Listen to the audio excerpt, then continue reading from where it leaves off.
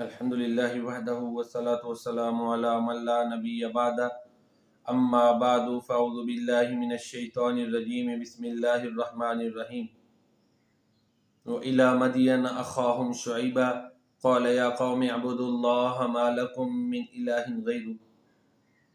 اللہ تعالیٰ نے قوم مدین کی طرف شعیب علیہ السلام کو بھیجا اور انہوں نے بنیادی طور پر ان کو دو چیزوں کی تعلیم دی۔ ایک تو یہ ہے کہ اللہ کے علاوہ کسی اور کی وہ عبادت نہ کریں، اور دوسری چیز یہ تھی جس کی انہوں نے تعلیم دی کہ ماپ تول کو پورا کریں، ماپ تول میں کمی نہ کریں۔ یہ دو چیزیں تھیں جو انہوں نے بنیادی طور پر قوم مدین کو سمجھائی، مدین والوں کو سمجھائی۔ اب چاہیے تو یہ تھا نا کہ وہ ماپ تول اس کو درست کرتے، ایک اللہ کی بندگی کرتے، شعیب علیہ السلام کی دعوت پر لبیک کہتے۔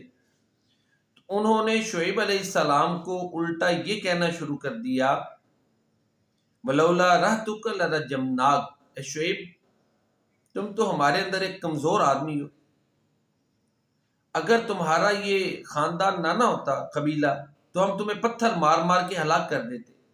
وَمَا أَنْتَ عَلَيْنَا بِعَزِيزٍ، کوئی تم ہمارے اوپر بھارے نہیں ہو۔ انہوں نے کیا کہا، قرآن اللہ تعالیٰ نے بنا دیا۔ قال یا قوم ارہطی اعز علیکم من اللہ واتخذتموہ وراءکم ظہریہ ان ربی بما تعملون محیط۔ کہا کہ اے میری قوم، کیا میرا خاندان اللہ تعالیٰ کے مقابلے میں تمہارے ہاں زیادہ طاقتور ہے؟ معاذ اللہ، اس کا تم زیادہ دباؤ محسوس کرتے ہو۔ واتخذتموہ وراءکم ظہریہ، اور تم نے اللہ تعالیٰ کو، اس کے احکامات کو پس سے پشت ڈال دیا۔ یہ بڑی ایک تعجب والی بات تھی، تعجب خیز بات تھی کہ شعیب علیہ السلام کی قوم ایک اللہ سے ڈرنے کی بجائے شعیب علیہ السلام کو یہ کہہ رہی تھی کہ اے شعیب، تمہارا چونکہ خاندان قبیلہ تمہاری بیک پر ہے، پتھر مار مار کے ہلاک نہیں کر رہے۔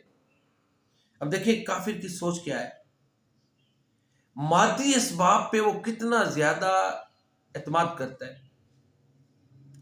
اللہ کی ذات کے مقابلے میں یہ اللہ تعالیٰ کی ذات کو چھوڑ کر جس کا سب سے زیادہ ڈر ہونا چاہیے، مادی اسباب سے ڈرتا ہے، تو یہ کافر کی سوچ ہے۔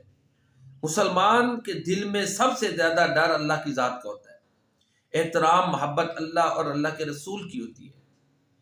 خلوت میں جلوت میں یہی مسلمان میں اور کافر کی سوچ میں فرق ہے۔ اگر اس طرح کی کیفیت نہیں ہے تو سمجھ لے کہ بندے کے ایمان میں بڑی گڑبڑ ہے، ایمان درست نہیں ہے۔ یہ سوچ نہیں کہ اللہ سے وہ سب سے زیادہ ڈر رہا ہے، یہ سوچ ہونا ضروری ہے۔ دوسرے لفظوں میں یا آسان لفظوں میں یہ کہہ سکتے ہیں کہ ایک بندہ مومن کے دل میں اللہ تعالیٰ کا ڈر سب سے زیادہ ہوتا ہے، اللہ تعالیٰ کی محبت بھی سب سے زیادہ ہوتی ہے، اللہ کے رسول کی محبت ہر چیز سے بڑھ کر ہوتی ہے، تبھی وہ صحیح مسلمان ہے۔ اور اگر اللہ کا ڈر اس کے دل میں کم ہے اور دوسروں کا بڑھ گیا ہے تو پھر خود ہی دیکھ لیں اس کے ایمان کا درجہ کیا ہوگا۔ غیروں سے تجھ کو امید دے، خدا سے نہ امیدی، مجھے بتا تو صحیح اور کافری کیا ہے۔ کتوں سے تجھ کو امید دے، خدا سے نہ امیدی، مجھے بتا تو صحیح اور کافری کیا ہے۔ اللہ سے بڑھ کے دوسروں سے امیدیں لگا لے، اس کے لیے اقبال نے کتنے سخت الفاظ استعمال کیے۔ تو بہرحال بندہ مومن کی سب سے زیادہ توقعات اور امیدیں اللہ پر ہوتی ہیں، سب سے زیادہ محبت بندہ مومن کو، مسلمان کو اللہ تعالیٰ کے ساتھ ہوتی ہے، سب سے زیادہ خوف کسی کے دل میں ہوتا ہے تو وہ اللہ تعالیٰ کا ہوتا ہے۔ اور پھر جس کے دل میں اللہ کا خوف ہے ہر چیز سے بڑھ کر، اس کے لیے اللہ تعالیٰ سورۃ الرحمن میں فرماتے ہیں وَلِمَنْ خَافَ مَقَامَ رَبِّهِ جَنَّتَانِ، جو شخص اپنے رب کے سامنے کھڑا ہونے سے ڈر گیا اس کے لیے دو باغات ہیں، رواتا افنان، وہ باغات گھنی ٹہنیوں والے اور گھنی شاخوں والے۔ تو جو شخص اللہ سے ڈرتا ہے، ایک دفعہ ڈر کے رو پڑے، وَرَجُلٌ ذَكَرَ اللَّهَ خَالِيًا فَفَاضَتْ عَيْنَانِ، وہ آدمی جو تنہائی میں اللہ کو یاد کرتا ہے اور اس کی آنکھوں سے آنسو بہہ پڑتا ہے، اللہ کے نبی فرماتے ہیں وہ ان 7 خوش نصیبوں میں سے ہوگا جنہیں قیامت والے دن اللہ تعالیٰ اپنے عرش کا سایہ نصیب فرمائے گا۔ دو آنکھیں ایسی ہیں جن کو جہنم کی آگ نہیں چھوئے گی. عینان لا تمسہما النار ابدا، عین بکت من خشیت اللہ وعین باتت تحرس فی سبیل اللہ.